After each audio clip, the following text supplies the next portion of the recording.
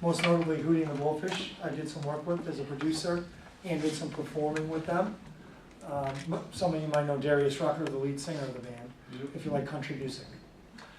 And that's kind of, I've kind of ranged through all the facets and all the avenues to survive in the music business, because it's very difficult, and as time goes on, to make a living in this business, you know, you have to be creative. And I know you guys have left off on the 19th century music, right? Is that where we are? The Romantic age or whatever?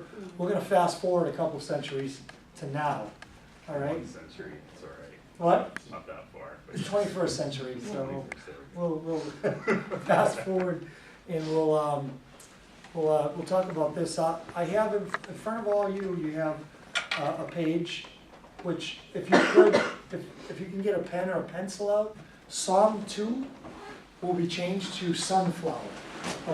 Okay? Sunflower.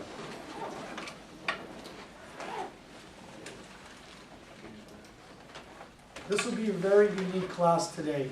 Something that most of you will find pretty interesting because it's very interactive.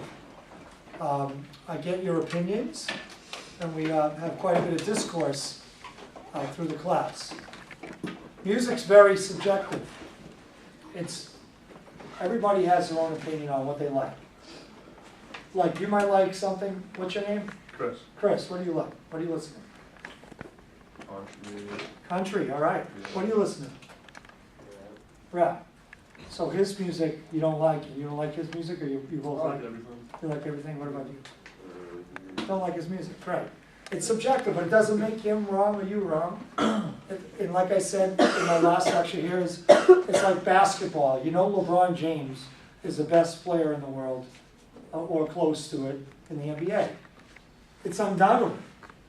Your eyes see it, it's there, it's tangible. Music's not like that. The one thing you do know about music, and the one thing you can rely on, is that when somebody produces a song, performs it and produces it, you either like it or you don't like it. And the quality of the song, sometimes it doesn't even really matter. You follow what I mean? Sure. How about a song like Cotton Eye Joe? You guys ever hear that song? Yeah. Is that a good song? I mean, Yeah, it's all right. Is it music? What's the quality of a song like that? It's just kind of gimmicky. You follow me? But that will sell millions of records. And then there might be another song out there that technically, production-wise, technique, style-wise, completely supersedes Cotton Eye Joe, but sells absolutely nothing. Does that really make sense? It doesn't really, but the gimmicky song will sell a lot more, because that's kind of where we are in the musical society right now. Today, what I want to go over is, I'm going to present 4 songs to the class and get people's opinions.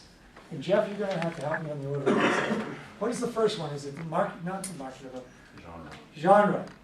I need people to identify what the genre of each song that I present to you is.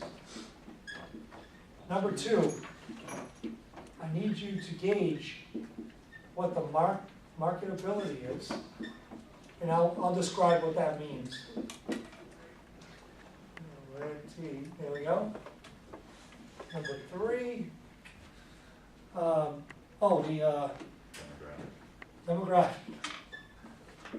demographic.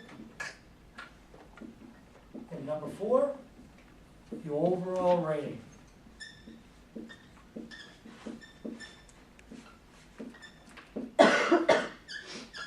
You guys are going to be thrown all kinds of styles from 4 different artists. You might like it, you might not. The quality's pretty good in all of them, but it might be a younger artist, it might be an older artist who's 50 or 60 or whatever. The music, I want to find out from all of you, does this music have an appeal to your age group, to older age groups? On a scale of 1 to 10, what you think of the song?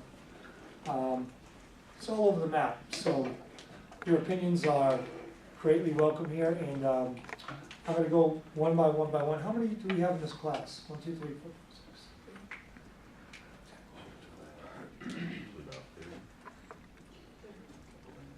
27 today. Looks like that. So I will play the first song right now. Is the speakers already? Oh, nice. Should be on.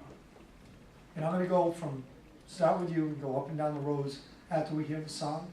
And we're gonna go through these steps. Find out, now I'd like everybody to make notes on this. So, for each song, first song is Wash Away. I will tell you, here you go. I don't want to bring you to. Sorry. Okay. There you go.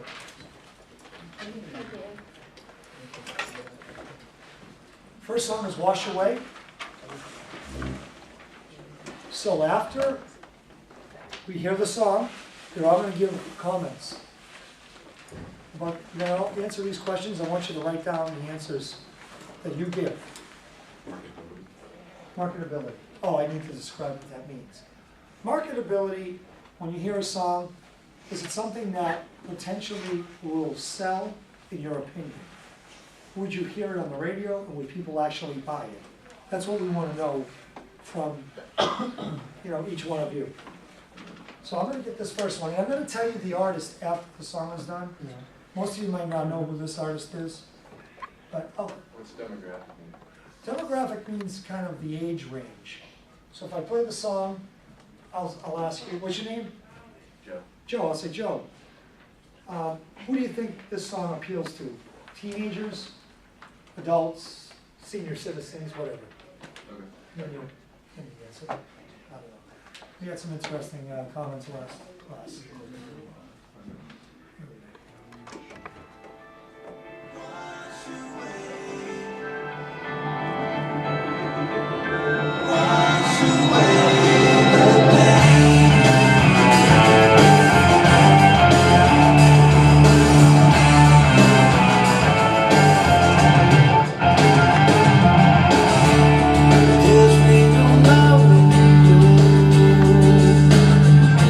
But there's sun in the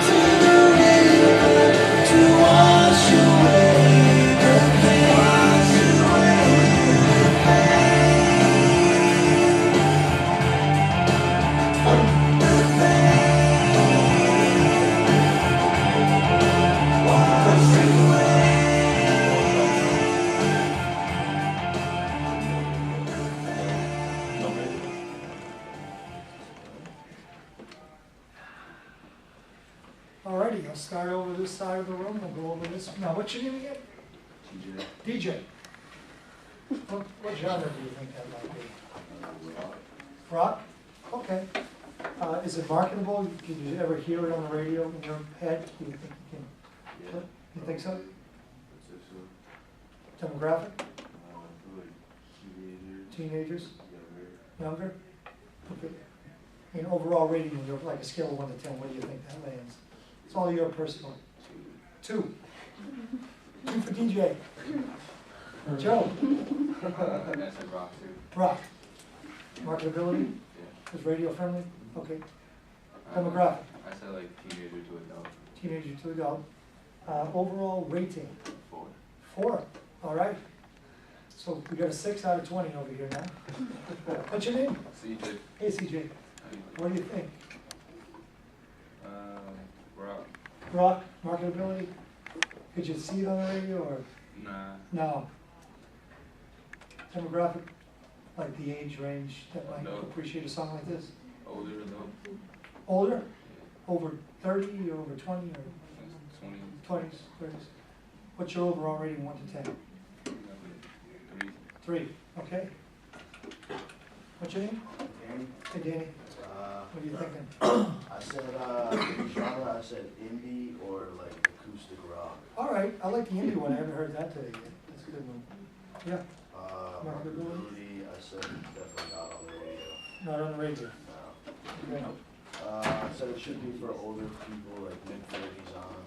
Mid-30s on, yeah, And I get it. overall rating, I'd probably give it like a 1, all right.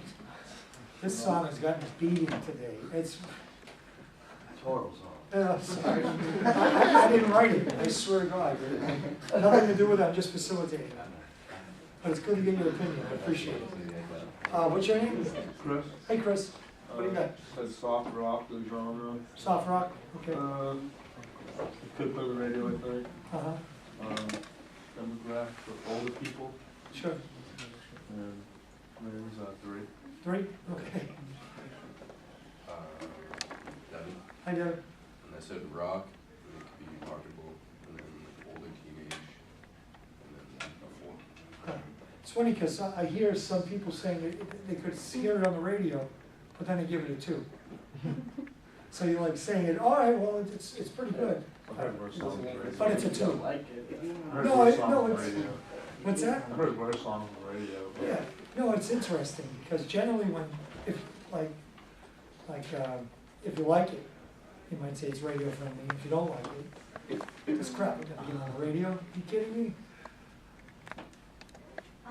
Aaron. Hi, Aaron, I said classic rock. classic rock, okay, I could hear it on the radio. sure, I said adults, and I would give it like a 4. okay, all right. Hi, Caitlin. Thank you. I said classic rock too. I said it's marketable. I thought ages 20 to 60, and I give it a 5. Okay, we're crawling up, 4, 5, again. How you doing? Jose. Hi. I got a alternative rock. Okay, Yeah, you can hear it on the radio. It's more for adults, mid-30s, okay, and I give it a 5. all right, I'm Cam, and I said rock, and I could hear it on the radio and play older people like 20 plus. I gave it a 4. okay, I'm Cassie. I said it was rock and it could possibly be played on the radio. possibly, okay. And people like my parents would listen to something like this. Okay, so we're And- talking 40 plus anyway. Yeah. Okay, sure, And I rated it a 2. 2, all right, I'm actually not a student, sorry. I'm a note taker in the class. Oh. Sorry. all right. I'm Maria. I said it was either heavy metal or harder rock, Okay, somewhere in between that. I said it would definitely sell, okay, and that it's the age range would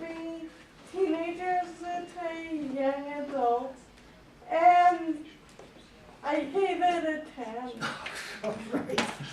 All right, so that's good. It's bringing up the average of the class. I like that. All right, thank you. Hey, Matt.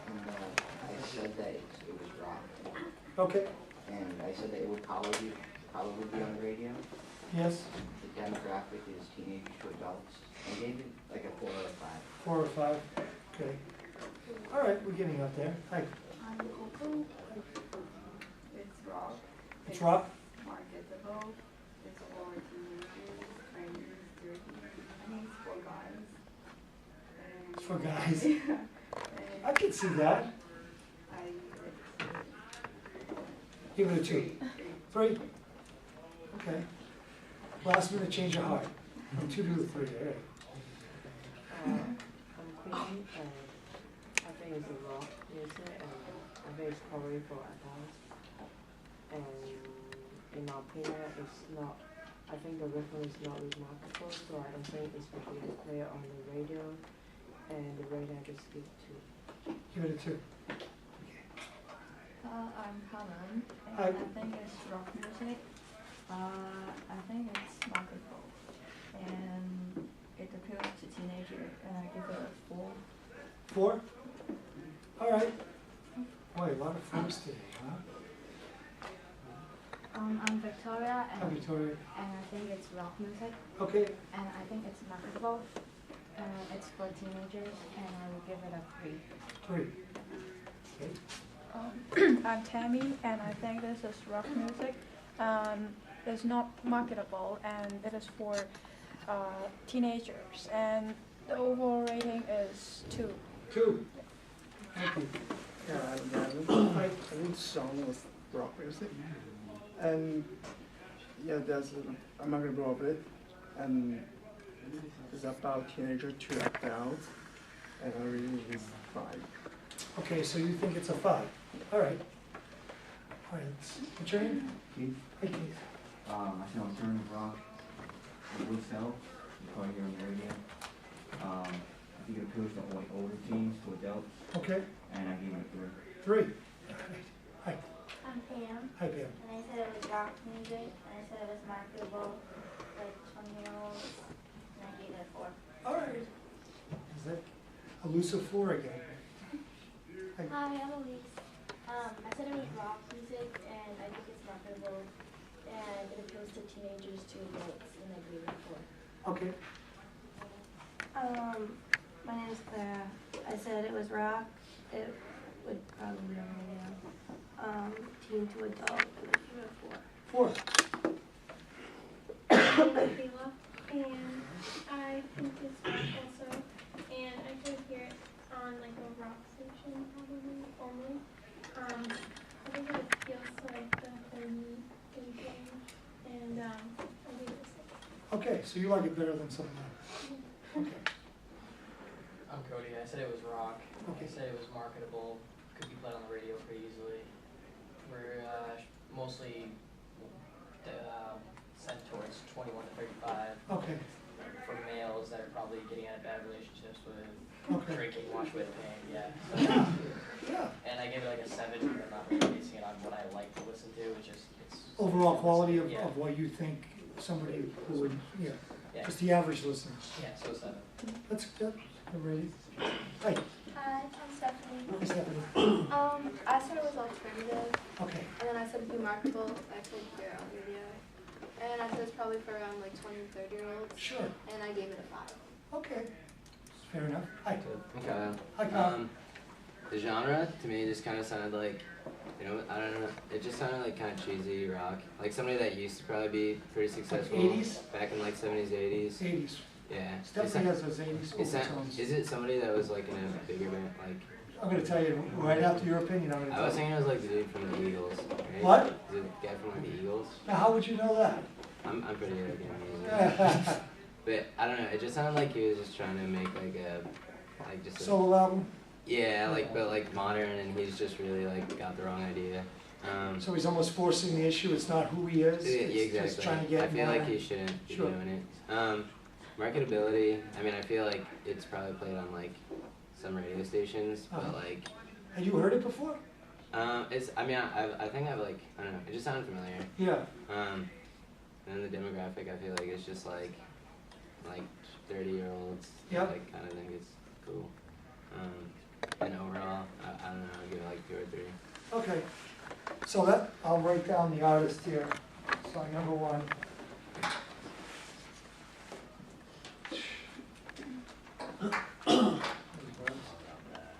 Song 1.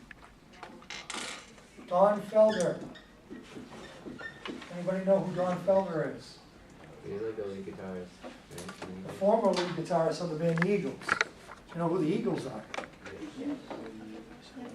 This gentleman was the one who wrote Hotel California. Do you know that song? No way. Yes, that's him. Can you believe that? I'll tell you what happened. He got fired in the early 2000s. The Eagles are a big corporation. They're one of the top 3 best-selling American bands, okay? The Beatles are not included because they're in England. And a lot of the time, in these situations in the music business, when a band's worth millions and millions and millions, power plays start to creep in and original members start to fight amongst one another. And it's like a reality show. You ever watch Survivor, where people make alliances and vote somebody off the island? Well, Don Henley and Glenn Frey voted Don Felder off the island, virtually out of the band. And so what happens is they have to buy Don Felder's percentage of what he owns of that band. It's big business. So they pay him the X amount of dollars, which could be millions, to take a hike.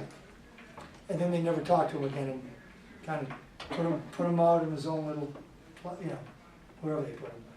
And he makes a solo album, and that's what it turns into. Yes? So like all the royalties and stuff that you would be getting from like writing like Hotel California and stuff, Yes. like they're buying those pretty much? He still has the royalties. Oh, okay. Because he wrote the song and he performed on the song. He gets 20% or whatever well, he wrote that. He's a co-writer, so he gets half the royalties. But ultimately, when you own part of a band, it's like owning part of a business, like a McDonald's. Like So, you buy their say there's 5 owners. Uh-huh. You buy the 20% out. Okay. So he got his 20% of the Eagles, and they told him to So take he a ride. probably- And he's a great musician, Yeah. a great songwriter, a really good guy. And Tommy Shaw of the band Styx, I don't know if anybody knows who Styx is, was guested on that album too. And so basically, whoever said the 80s sound, was that you? Or somebody else? I hear a lot of those influences in that kind of song. And to younger listeners, it's funny because when I hear people say, yeah, I think I could hear a teenager listening to that song. This guy's 65 years old. So to me, I don't know how a teenager relates to a 65-year-old's lyrics and music, but maybe with all the influence of the effects in the song and the modern influences that Don Felder has used, that he has effectively succeeded in making a pseudo modern song. Because it definitely has those influences of the older 80s sounds, and it has some of the new stuff. So it's kind of like a mixture between all of it. So why don't we get a show of hands? How many people liked that song? I don't 10. love it. What else? Anybody else? Come on. Nobody? 2? Okay. Yeah. Anybody else? You're gonna take a chance here? Yeah. All right. We got 2 likes on that. There's 30 people in this class. That's not a good percentage. All right. So what is that? That's 6.5% of the class likes the song. Why don't we go on to song number 2? Now guys, this one is Sunflower, okay? So you can write our notes here. I'll tell you who the artist is afterwards.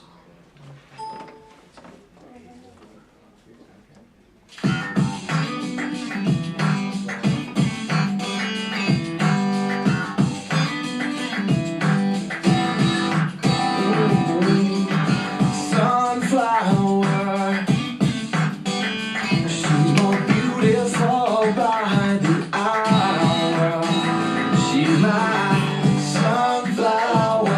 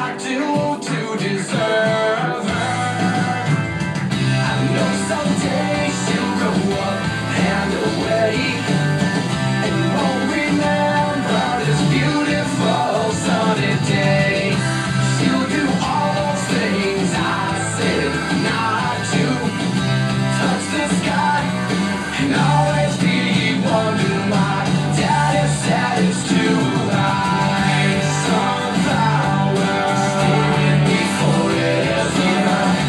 Sunflower, my backyard forever. Sunflower, stay with me forever. Sunflower, my backyard forever.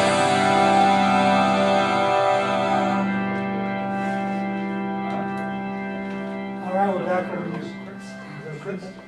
TJ, I'm sorry. I'll get this right. I said like TJ, country/rock. country/rock. Marketability, No. no. Definitely not. Big no. It's gonna be better than this 19th century music you've been listening to, right? No? Demographic,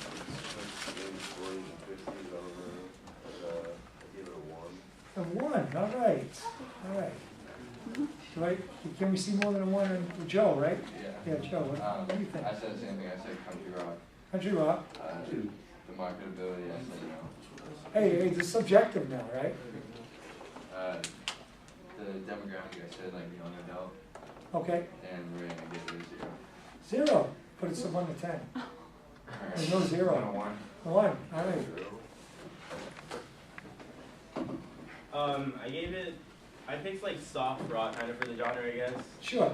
And I didn't really see where this would go. I kind of thought it'd be like at the end of like some kind of cheesy love movie. So it reminded me of. All right, all right. Then like, But there is a call for songs like that. yeah, exactly. Those songs make money. And that's kind of all I really saw. I just gave it a 1. A 1, all right, so we got 3 so far out of 30.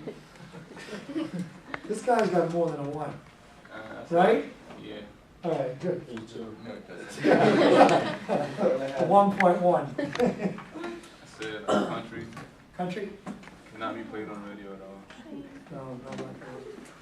What's the demographic? I said younger people. Younger people? Teenagers. Teen? I give it a 1. Oh, number 1. All right, what do you think? I said country/rock, no on the radio, for adults, and I gave it a 1. It's the tough side of the room. All right, what about you, buddy? Said This is the pop. country guy. You like the country. Yeah, it's not country, that's pop. Well, I'll tell you what, I agree with you. It's pop, it's pop rock. It's, people hear an acoustic sometimes when it's out front, an acoustic guitar, and they identify it with country, but it's not always country. Yeah. No marketability. The younger girls for demographic. And a 1. Oh, wow, okay. Lyrics are super. You guys just jumping on the bandwagon now. Is that what's going on over here? Filthy lyrics. Well, tell you what, well, tell Younger you girls what, would like that. younger girls would like that. What artist would you relate that to? Like, if you had to, somebody who correlates. Terrible. Is there an artist? Kind of like Jason Mraz. Jason Mraz? A Okay. little bit, but he's like a lot better. Miley Cyrus. It's good. All right, how about you? It's country/rock, and the marketability, and the rest like teenage girls. Like, Teenage- overall, too. 2, thank you, I appreciate that. I'm buying this guy lunch. Okay, I said rock. I couldn't hear it on the radio. I said like early 20s, and Okay. I gave it a 2. 2. Growing up, I said like a funky pop, that it wasn't marketable, ages like 10 to 25, and then 2 because of a catchy beat, but the lyrics were bad. okay, you like the beat though, it was pretty catchy. Pop rock. What do you say? Pop rock. Pop rock, all right. It's no radio and the young adults. Yes? Young adults, okay. And give it a 2. Give it a 2, all right. Yeah, I said pop rock, no radio, adults, and I gave it 2. 2, okay. I said it would be pop, it would not be played on the radio. Younger girls would probably like this, and I rated it a 1. A 1, okay.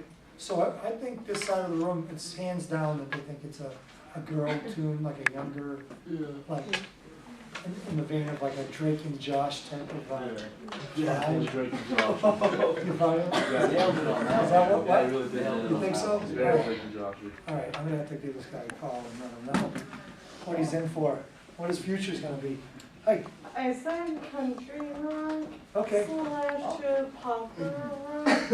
okay, I can't see it played on the radio.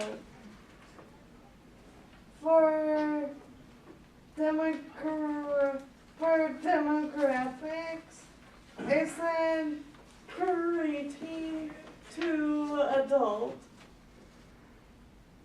And for the range, I gave it a 9. okay. You're a generous grader, thank you. It did sound good. I think it's produced, personally, I think it's produced pretty well. Me too. It sounds like a song I hear on the radio, to me. But, you know, I'm an old guy, what do I know? Right? Classic rock. Classic rock? Yeah. Okay, And I thought that it was definitely marketable because the beat's pretty catchy. yes, I agree. I thought the demographic might be younger teenagers.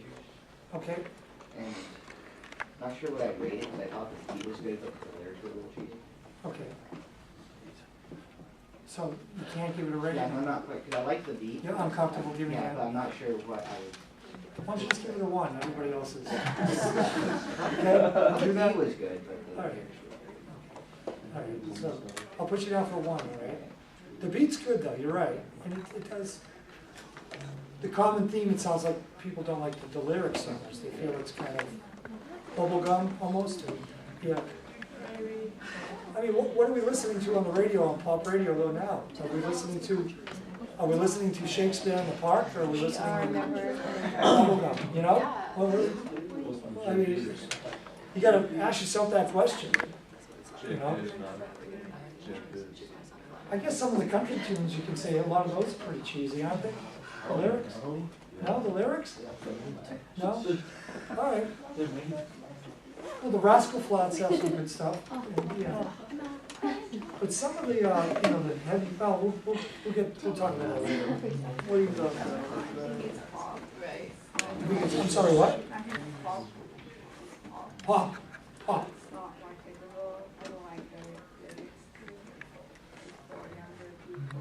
Yes. 1. Okay. You're among good company over there. I think it's country music. Country. And for teenage girls.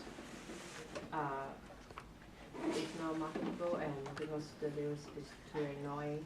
It's too annoying. So far. Do you get angry when you hear it? Yeah. Yeah. I know how you feel. The rhythm is okay, but it's too not annoying, decide. so I just did 1.5. 1.5? Okay. After much thought, I give the 1.5. I said it's country and it's not marketable and it's probably for teenagers and I give it a 3. 3. Okay. I think it's country rock. It was marketable. It's probably for teenagers to adults. Okay. And I'll give it a 4. 4. We're climbing up, guys. We got some 3s and some 4s over here. I think it's just country music. It is marketable and it's for young girls and I give it 3. 3? Yeah. I think it's just pop music and it's not marketable and it's for teenager and I give it just 2. 2. Pop rock. Pop rock. I don't think it would sell. Wouldn't be on the radio. Wouldn't be on the radio, It couldn't might make it. end up being like some. You couldn't hear it on Kiss 108? It might end up No. being on some like theme or some new Nickelodeon show on it. And I said my teens to adults in the 20s, and I gave it a 1. Okay. Now, you give it a 1, that's your personal opinion about it? Or overall, like, do you think that would be the general consensus? Maybe like a teenage girl that's like 13 or 12. Should think it was great. Probably like, would think it's good. Right, okay. I said pop. I said it would be marketable for teenagers, and I gave it a 1. I said it was country slash rock. I don't think it's marketable. I think it appeals to like young teenage girls, and I gave it a 1. Okay. I said country rock, not marketable, young girls, and I gave it 2.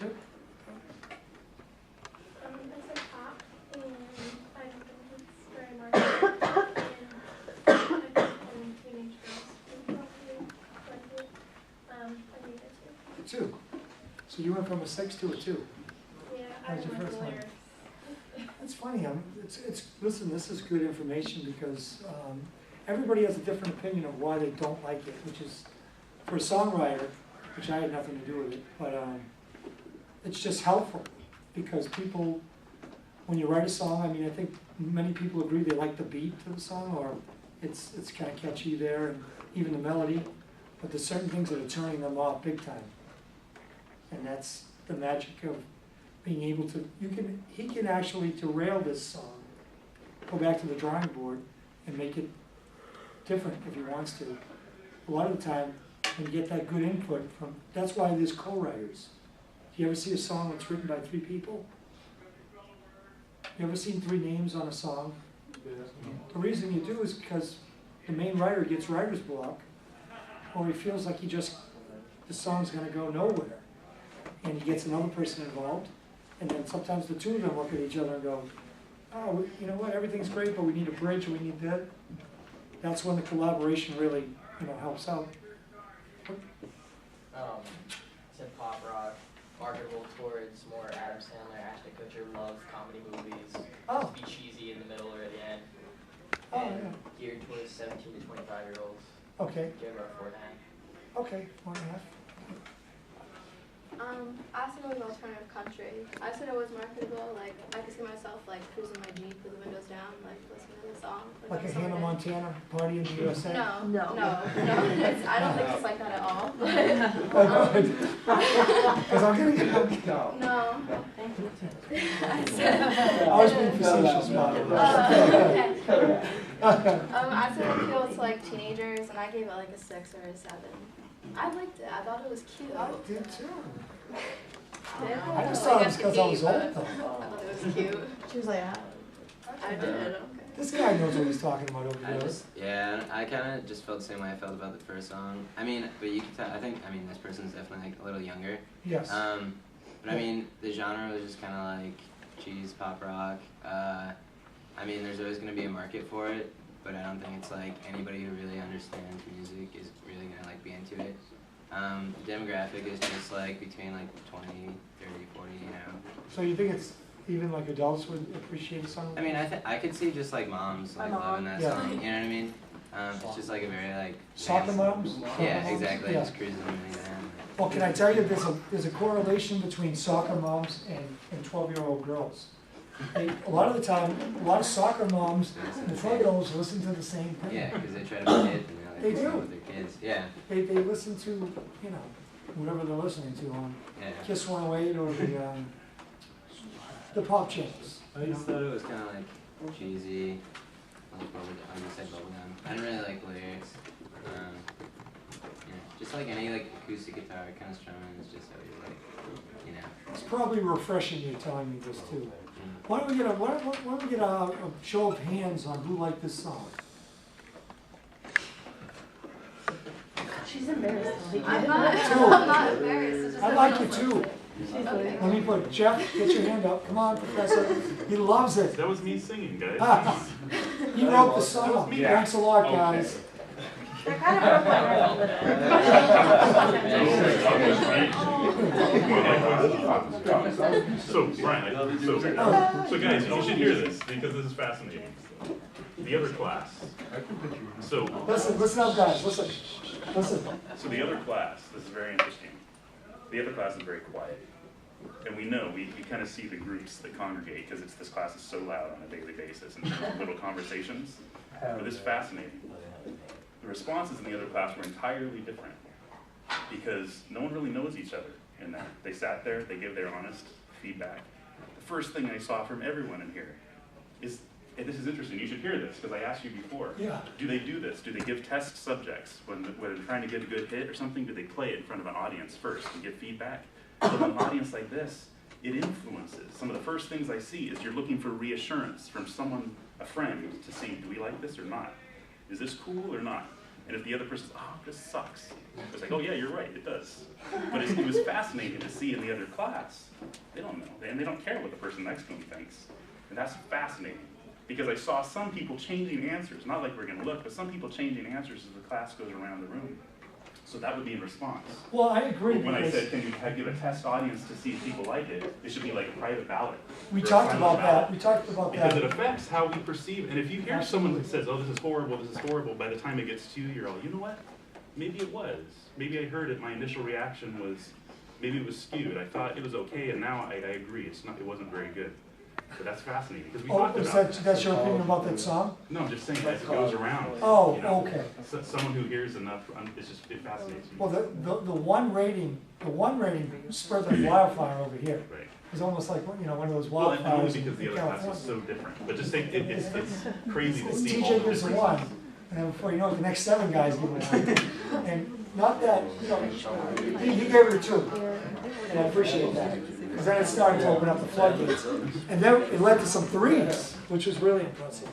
But it's funny because I think Joe believed it was maybe no better than a 2. He gave it a 1. No, but you gave it a high grade, which is great. But I guess my point is over here, I see what Jeff was saying, but ultimately you gave it a 1, but it becomes perpetually so easy. If you don't like it, you might have thought it was really a 3 or a 4, but you said it's a 1. You know what I mean? You didn't. I could tell. You were sweating. You're like, get this thing. I'm done with this song. You couldn't wait for me to shut it off. I know. So Brian, and I just want to ask, so as a producer, you run into this all the time. In terms of this sort of this popular opinion, how do you decide if something's really going to be a hit? Can it be marketable? If you don't go in front of a test group or something like that, how do you decide as a producer, who do you talk to, because after a while you can build something up where you actually probably think it's better than it really is. Does that happen? Do you have a marker? Do you have guidelines? Well, let me ask this, do people know what a producer does for a song? Mm-hmm. Anybody over here? Anybody want to What do you mean? let me try somebody on this side of the room. Anybody know what a producer does for a song? Especially country music. I mean, producers, country is probably the number one, well, that and maybe the R&B. But do you know what a producer does for the country music? Because you're a big fan of country music. All right, well, when you hear a Rascal Flatts song, okay, it's, what is that, a trio? 3 guys? Yeah. We're down to 3 guys now. You're hearing like a symphonic masterpiece when the thing's all done. You hear like a string quartet in there, you hear ukuleles, you hear banjos, you hear pedal steels. They're not doing any of that. The band isn't. A producer comes in and assembles all these musicians around a formation of a song. The writer of the song might just come in there with a simple little ditty on the piano. The producer formulates all the ideas around the foundation of the song, generally. Sometimes the songwriter has a lot to do with it too. But at the end of the day, a producer just completely broadens the song, adds the harmonies, the strings, gets the ideas, and a lot of times there's a lot of headbutting between a band and a producer. Like the band's like, we didn't want it to come out this way, but the producer's worried about selling songs, making money, making the record label happy, and the band has all sorts of different ideas. Yes? So like producers, like you said, like they're the ones that kind of like have like the vision of where they want the song to be and stuff, and like they change around parts and, you know, whatever. But I was just more curious, like, is like the engineer, is that the guy who's just like more in control of like the actual tones and like what, like? Exactly. The engineer does, he's on the board. If you're looking for a specific sound of an instrument, like the drums or the bass or the horns or vocals, the vocals especially, because vocals are so different in these songs now. They're layered, there's phaser, there's chorus, there's all sorts of doubling effects. That's where the engineer comes in. I mean, the producer will tell the engineer basically, this is what I want, this is what I want to hear. And the engineer will facilitate that for the project. So, and your question basically was, Jeff, was, what again? What was your question again? Yeah, I was just curious, how do you monitor and filter yourself when you're listening to something, a song? How do you decide, yeah, this is good or this isn't? Sometimes. How does popular opinion shape this, and how are you influenced? I'm curious.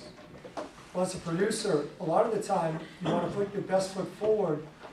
You might try the song in a couple of different formats. If you're a country band, of course you're going to follow that blueprint. with the pedal steel, all the instruments, blah, blah, blah, blah. But Garth Brooks did a great job back, I don't know if you guys know Garth Brooks at all, way back in the day.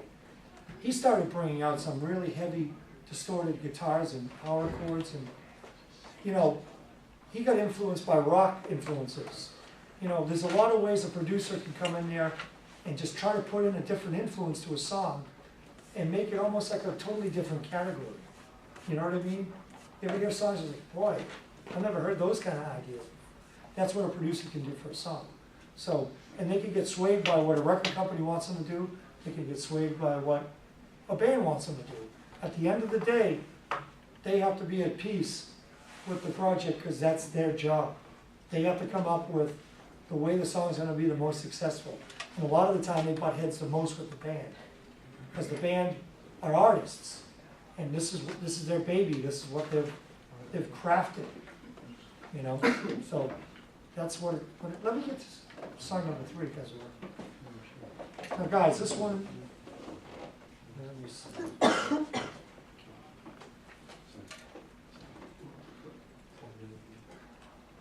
Okay, this is the Dropbox one. Let's see if it drops down to the box. Do any of you guys use Dropbox? How is that? Is that pretty effective? It hasn't been working for me recently, so I stopped using it. Joe uses one. Yeah, what's up with the, you only get like 24 days for them or something? Joe, what's the Dropbox? Joe knows it. No, I don't. What is a Dropbox? Here it is, it's working now. Okay, good. It's like it's like an MP3 file or something, I don't know. Oh, no. No, it's like a library of MP3. All right, here we go, guys.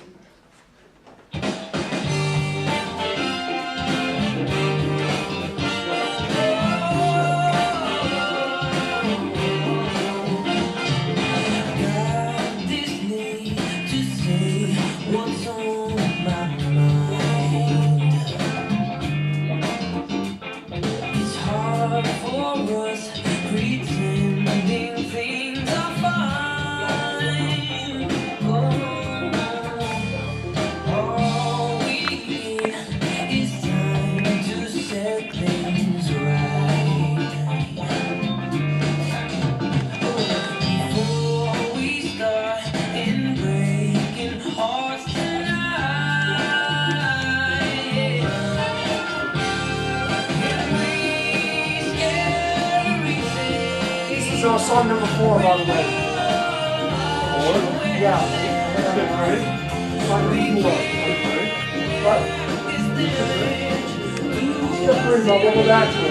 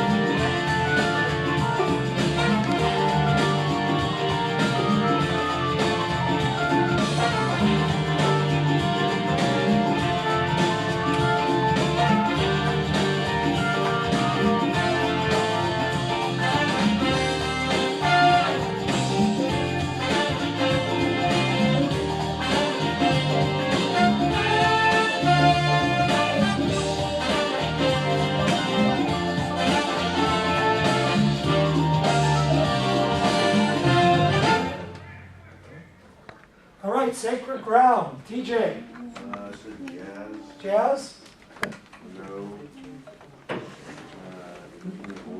older, People. scale 1 to 10. No. In the 2-3 area? Okay. And you're a rap guy, right? For the most part, hip hop rap? Is that what it is? Yeah. How do you like the lead singer? Is he decent or does it grab you? I mean, I could see how someone would like this music, but then he's good. Okay. I just, So you respect his ability? yeah. Okay. Joe? I said pop. Okay. I said he had marketability. Yep. The age group was like adult range, like maybe like young adult to adult. Sure. And the rating, I gave it a 5. 5. Okay. I gave it like kind of like R&B kind of jazz, and then I can see it being on the playing on the radio and everything, like a late night like R&B radio. Sure. And definitely something my mom would listen to. Sure. And I gave it a 6 out of 10. 6 out of 10? Okay, thank you. Yep. I said pop, R&B, and I said came to play on the radio. It's for like older people. I gave it a 4. 4? Okay. I said it was pop. I said the lead singer could be like a gospel singer, it sounded like. Yeah, a lot of soul there, isn't there? Marketability, yes, definitely on the radio and stuff. Sell a lot of albums. That was like the main single. I'd say this would be for all ages, and I rated it a 6. 6, okay. We're getting much higher over here, by the way, guys. We still haven't gotten above 1 on the last song, so we've already gotten up to 6, a couple of 4s, 5s. This is a country guy here now, so I like it. I'm really interested in what he looks. Said alternative rock or jazz or blues. Okay. Yeah, it can be played on the radio. Said the younger adults, I give it a 7. Good. That's a quantum leap, guys. We're up to 7 over here. I said it was like pop, and you're on the radio, and I said it was for like young adults, like 20 years old, and I gave it a 5. Okay. I said it was pop. I could hear it on the radio. I said like early 20s and I gave it a 6. Excellent. I said jazz blues, that it's marketable 15 to 25, and I said a 6 because I could definitely hear tapping to it. And it's catchy. What are you guys' thoughts on the vocalist? Do you think he's a younger kid or an older guy? 30s maybe. Yeah. Younger? Good voice, good vocals. Does he remind you of anybody? Any Michael Bublé. Yeah. Bublé? Chris Brown. That's cool. I like the Bublé one. Alright, yeah. Yeah, pop. Definitely on the radio and young adults. Give it a 7. Okay, that's good. I said pop. I could hear it on the radio.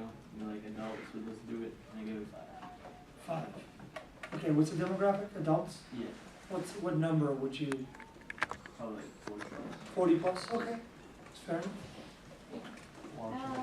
I said it was jazz. I said that it could be played on the radio, and I said mid-aged adults, and I gave it a 3.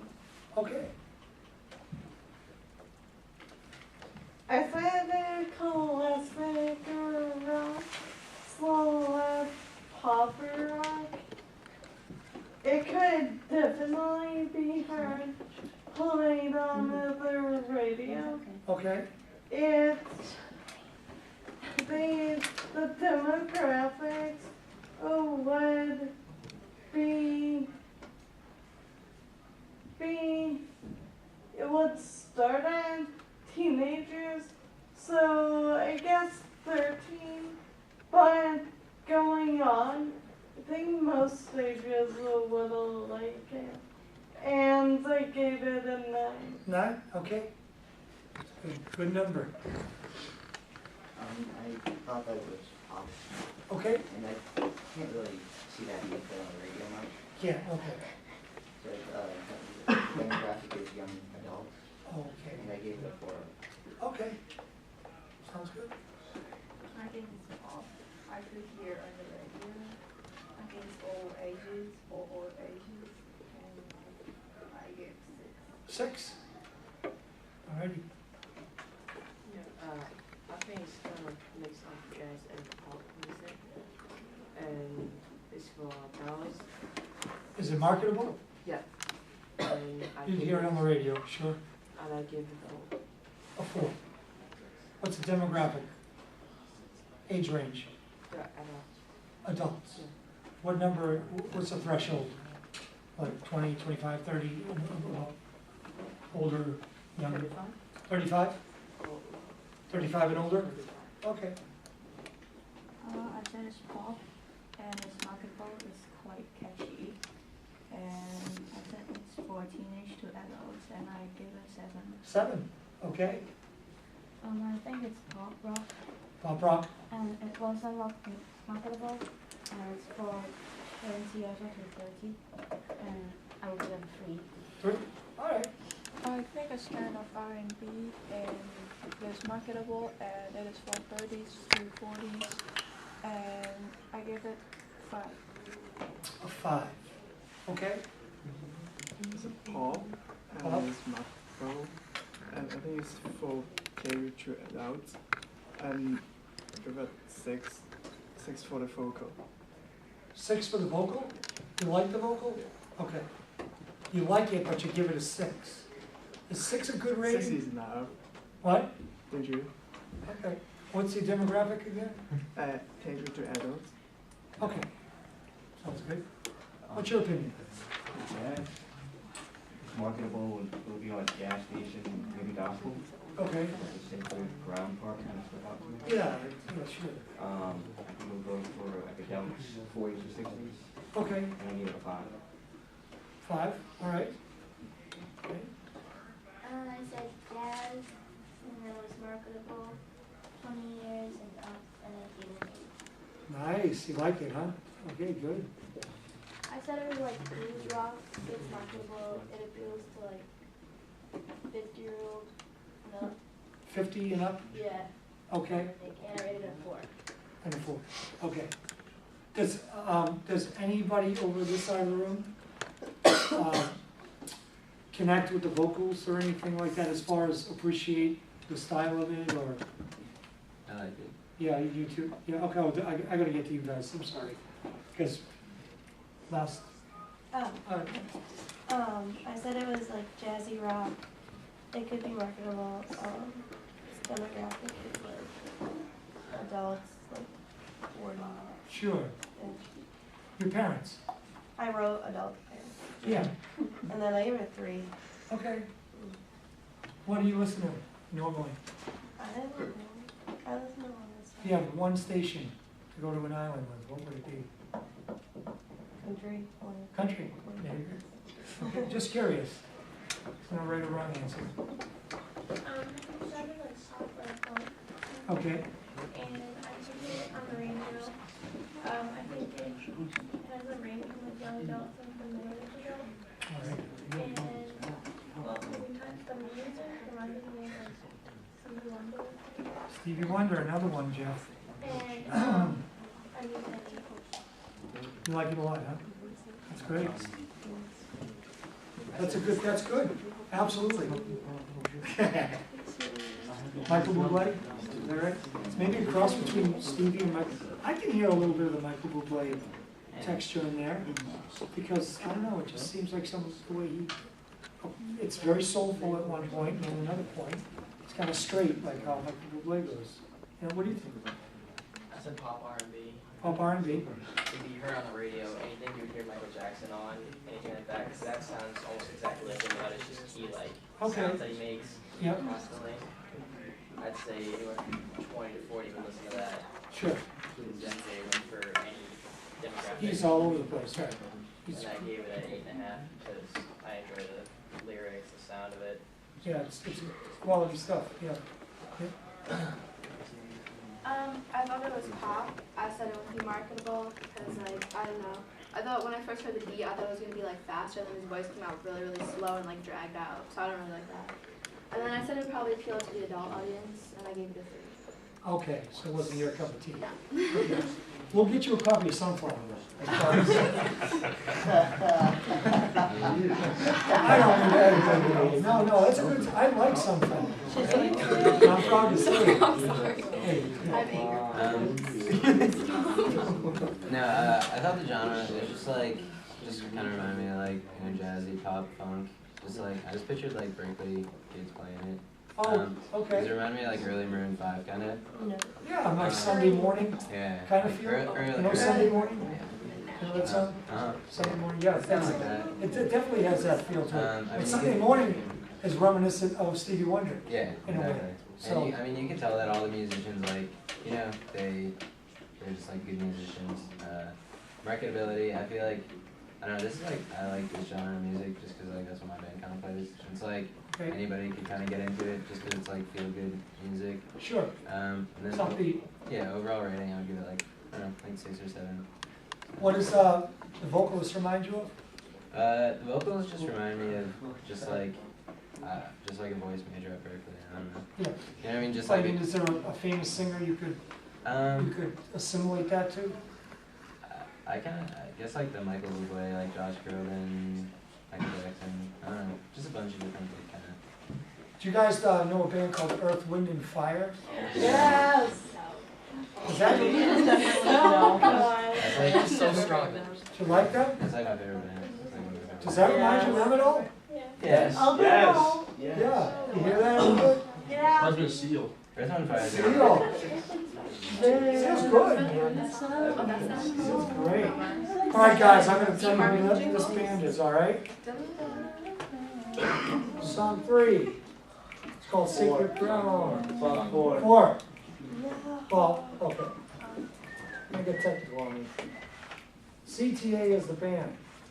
I love that. It's California Transit Authority. The drummer is none other than a dynamic Danny Seraphin, who you probably don't know. He's in the 60s too, but he was the founding member of the band Chicago. Okay? Known for their horn songs, their rock songs. They did the song Saturday in the Park, you guys probably know it. And you know, it's something you can relate to. But that band is from LA, and this is a new album out. And I guess they're trying to get into that kind of funky R&B, poppy sound, kind of like I said, a hybrid of all of that. I think they've definitely crossed over that classic feel. And with the new singer, they have a nice young singer. Like I said, he sounds like Michael Bublé, Stevie Wonder. I think the song has a chance to do something, you know. Hasn't been released yet though, but it's California Transit Authority. So, show of hands, somebody liked the song. I got a little conscious. I would. That you like it, that you would buy it. I would pay $1. I would even do that. Show of hands over here, guys. Illegally 1, downloaded. 2. For what? Are you raising your hand or no? Buy it? Yeah, no, just, you like it. No, 2, 5, 6, 7, 8, 9, 10. 17, 18, 20, 21. And relax. That's a major success. Oh, really? Okay, you know what we'll do? I'm just curious, because I'm just curious, do you like production costs on that album? Oh, yeah, I do. That's not a cheap production. Well, production costs now are not as bad because it's the digital, it makes a lot of different, makes a big difference on the computers, you know? The Logic, this Pro, Sound Pro. But, you know, an album like this is probably $50,000 to do right. You gotta pay musicians to come in and play it, like horns and, yeah, so. Guys, I'm gonna do this, and I haven't done this in a while, but I wanna give you guys a little, I found this out there. And you guys are all into great music. 20 reasons why bands don't make it, all right? I wanna get your opinions or even just inform you, because I thought this was pretty cool. Number 1 was poorly defined goals, which means they don't focus their attention in the right places. Number 2, band members with different goals. So to speak, if band members, in order they want to be on the same page, it's tough to stay on track if some band members know what they want and others want different things. They all need to be on the same page. Number 3, lack of musical focus. This is an interesting one. Creativity is good, but in the mainstream music industry, Only artists with multiple past successes have leeway to gravitate toward other musical styles. So musical focus is a big reason why some bands don't make it. This is basically regarding to local bands. Like you guys are you all from the area? Matt, the New England area, or different states? He's from Puerto Rico. Really? Yeah. We all know local bands where we come from, like original bands, that you're like, why didn't these guys make it? Why aren't they on a record label? Why aren't they this or that? These are some interesting reasons. I'll go really quick.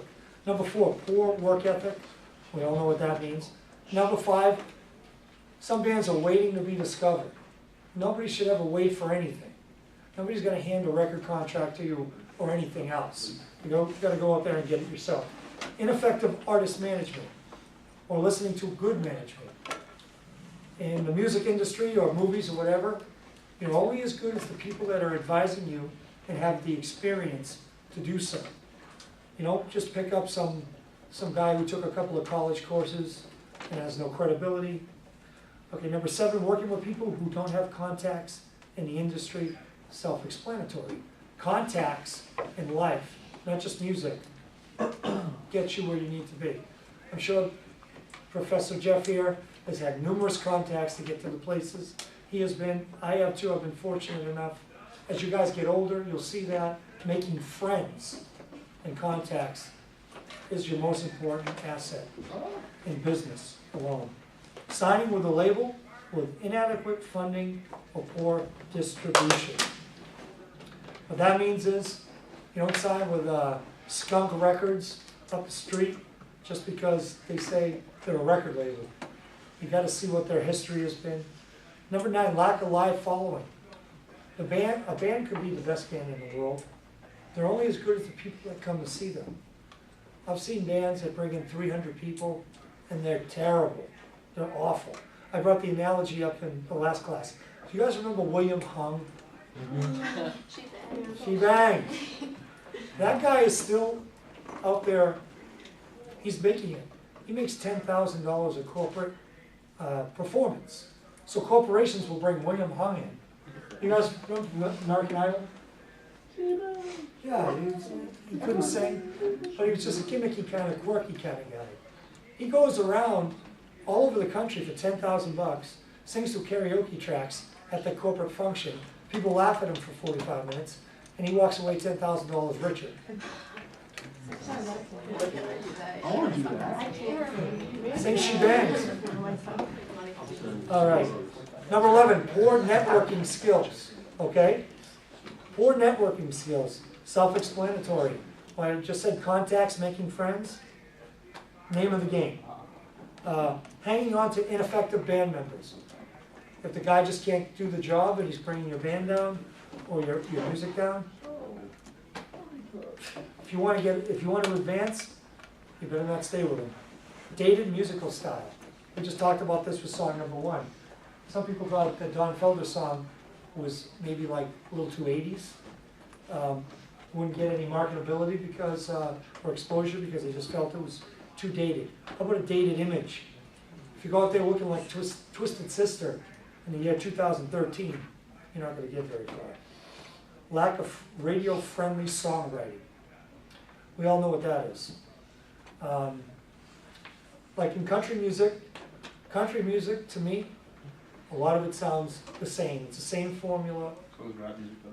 Yeah, true. But that's where we are in 2013. 30, 40 years ago, every band was competing against each other to be different than the other band. Now it's the exact opposite. They're trying to copy that blueprint, that same schematic. Drug or alcohol issues. Obviously, if you're in an altered state of consciousness, you can't put your best foot forward. Spouse and child obligations.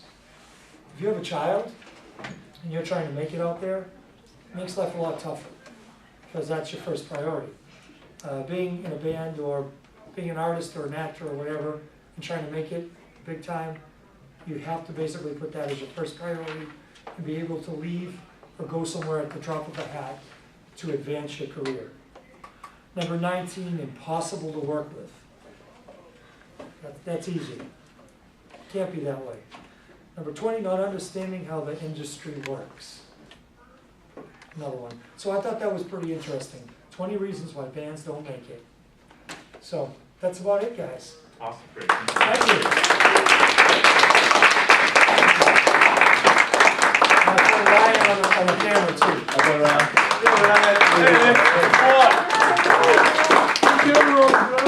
So, as you all know, we have presentations on Thursday.